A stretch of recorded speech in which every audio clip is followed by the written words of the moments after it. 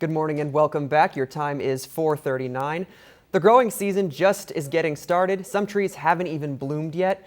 Some Mid-Missourians might have used yesterday's cold weather to stay inside or bundle up, but local fruit tree farmers spent the day outside trying to save their grove ahead of this morning's expected frost. We spoke with a few local fruit tree farmers who told us they're worried the cold weather means their crops won't bloom. But according to the co-founder of the Columbia Center for Urban Agriculture, if you haven't already covered up the veggies, you might want to do that right now. You're going to want to cover all those summer crops like tomatoes and peppers and things like that are so tempting to plant on a warm day, but the cold weather will either kill it or really slow it down. Saunders also says people should keep their plants hydrated with regular watering and add fertilizer. You can keep up with the latest weather updates for the week on air and on the KOMU 8 First Alert Weather and Traffic app, or you could just pay attention right now because we have Tim Schmidt here. Tim, it's been a wild few days. Yeah, it has. But that was good advice there. Yeah, a lot of the plants, a lot of the stuff that we'll put in our gardens, some of this stuff doesn't originate in this zone specifically given to us by the USDA. It comes from other growing areas, peppers, tomatoes. We can grow that stuff, but it's just not really meant for the cold. We have record-setting low temperatures expected for this morning where Columbia, Jefferson City, and Lake of the Ozarks all could set new temperature records this morning. We're already down to about 25 at the Lake of the Ozarks, so that might be record-setting for some of us down near the lake. Freeze warnings continue even into tomorrow morning. Yes, you have to cover up those plants sensitive to the cold weather, and if you can, I know it's hard to find a bag or a tarp or something like that that could cover up some of the trees, but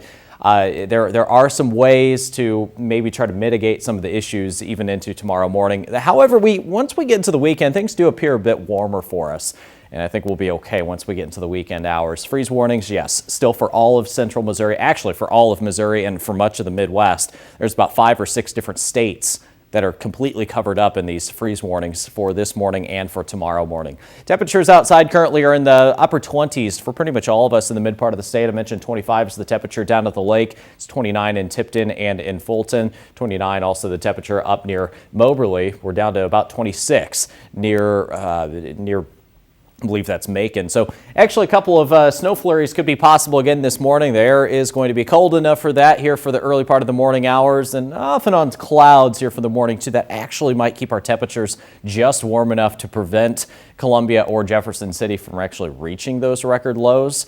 Right now, we're just above that. 29 is the record low for both Columbia and Jefferson City. We might stay above that. We'll see. Regardless, it's cold outside. Snow flurries possible this morning. 32 for the morning temperature. We're up to 50 with partly to mostly sunny skies this afternoon. Again, we do have that freeze warning again for tonight and into tomorrow. Thursday looks like an okay day, though. Mostly sunny. A high of 57 tomorrow. And then here comes some rain for the early part of the weekend. Weekend temperatures generally in the 60s. All right, thank you, Tim. Dr. Randall Williams resigned from his position as the state health director. Effective immediately, Governor Parsons' deputy chief of staff, Robert Nodell, will take over for now. The news came yesterday afternoon with no reason offered as to why he resigned. Lawmakers who worked closely with Dr. Williams on committees say they found out at the same time everyone else did. Shocked because it came as a complete surprise. I wasn't aware of this being imminent, and I hadn't heard anything about it before it happened. The House Minority Leader sent a statement to KOMU saying, in part, with his sudden and unexplained resignation, one can't help but wonder what finally convinced the governor to show him the door. There's still no answer as to what prompted that resignation. The COVID-19 pandemic has caused some serious employment issues in downtown Columbia, and it continues to do so. According to the Bureau of Labor, the Columbia unemployment rate in April of last year was 8.5%. 1 year later, the city now sits at 3.3%. Billy Giordano is the co-founder of Staffed Up, an online tool that helps employers find more applicants at once. He says his team has been hard at work to get Columbia hospitality back to normal. We've really been working diligently to help people hire and staff as much as possible. And honestly, we're busier than we ever have been just because more people and more companies are really struggling to hire. For more information on Missouri's employment statistics, you can visit our website, KOMU.com. Businesses in the Osage Beach area can now schedule a time to get their employees vaccinated. Lake Regional Occupational Medicine is scheduling vaccination clinics for interested businesses. KOMU8's Avery Everett joins us live in Osage Beach after speaking with a Lake Regional Director about the initiative. Avery, good morning. Good morning, Noah. It's the time of the year where businesses here in Lake Ozark get ready for the busy season. And for some, that might mean new staff or renovations. And now it also might mean vaccines. Lake Regional is scheduling vaccination clinics for businesses with eligible and interested employees. If a business has fewer than 30 people on staff, it can schedule an appointment at one of the Lake Regional clinics. But if a business has more than 30, the vaccination clinic can take place at the business itself. The director of clinical operations at Lake Regional Health System says this initiative aims to bring opportunities back to those businesses. To, keeping our community as safe as possible as we have people, as we have travelers and vacationers coming in. We just want the community to know that we're here to partner with them if they want that vaccine. Bentley says if you get your shot within the next week, you should or more than likely be able to get that second dose before Memorial Day weekend. For more information on where to find vaccination clinics and how to schedule one, you can visit our website, KOMU.com. Reporting live in Lake Ozark, I'm Avery Everett, KOMU 8 News. All right, thank you, Avery. President Biden will give remarks on the response to the COVID-19 pandemic and the state of vaccinations today. The remarks come as all adults in every U.S. state, Washington, D.C., and Puerto Rico are now eligible for a COVID-19 vaccine. This meets the April 19th deadline that President Biden set in the past 2 weeks.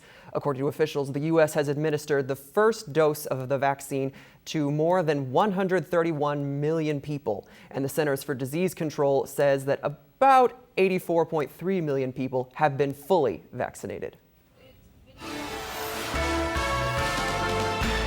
Here's what's happening right now. The foreign minister of South Korea is asking the Biden administration to help cover the country's COVID vaccine shortage. South Korea is having trouble buying the vaccine due to the high demand and a limited supply. The foreign minister for South Korea told reporters that South Korea sent COVID testing kits and masks to the U.S. early in the pandemic as a show of solidarity and now hopes that the Biden administration will reciprocate. The man accused of shooting and killing one person and injuring 2 more inside a grocery store on Long Island has been taken into custody. Authorities say they arrested Gabriel DeWitt Wilson after a 4-hour manhunt. Police say Wilson worked at the store moving shopping carts. They also said all of the victims were employees. An oversight hearing of the United States Capitol Police and the response to the January 6th attack was recessed on April 15th. That hearing will resume today at 2 p.m. with testimony from Inspector General Michael Bolton of the U.S. Capitol Police. The hearing will take place remotely by video conference. A new study by The Points Guy and Healthline Media shows half of U.S. adults are planning to take at least one vacation this summer. 49% of those surveyed said they're interested in taking a road trip, and 43% plan to spend more than $1,000. When it comes to popular activities and destinations, respondents showed interest in visiting a state or national park, going to a public beach, attending an outdoor event, and camping. The study also found the majority of respondents were overwhelmingly in favor of COVID-19 protocols at their destinations. I am definitely taking a vacation this year. What about you? Oh yeah, I just want to get out of the house at this point. Right. Yeah. Low bar. No, seriously. Your top stories to pay attention to coming up next. A live look over Columbia Regional Airport. Your time is 4:48.